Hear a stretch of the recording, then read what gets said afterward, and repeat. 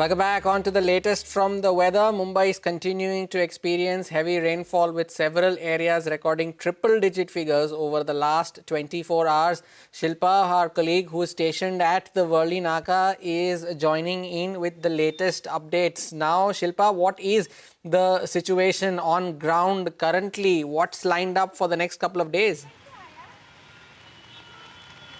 Well, it's been raining incessantly since morning, and as a result, we've seen waterlogging in several low-lying areas in Mumbai and massive traffic snarls since morning. Now, what we're given to understand, Andheri subway is already shut. There is a lot of waterlogging in other low-lying areas like Dadar, and also there's a massive traffic jam on the Western Express Highway as well.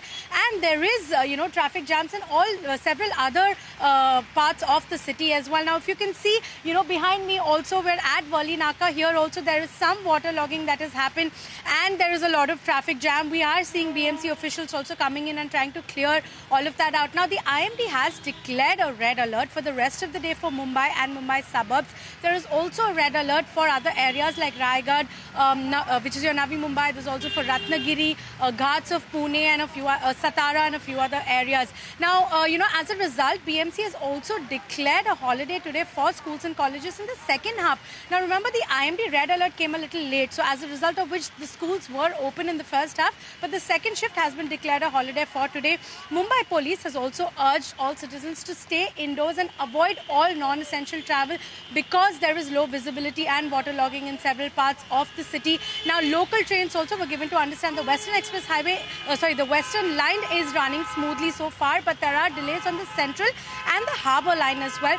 Airlines have also urged all passengers to plan their travel accordingly because of traffic delays, so they make it in time for their flight.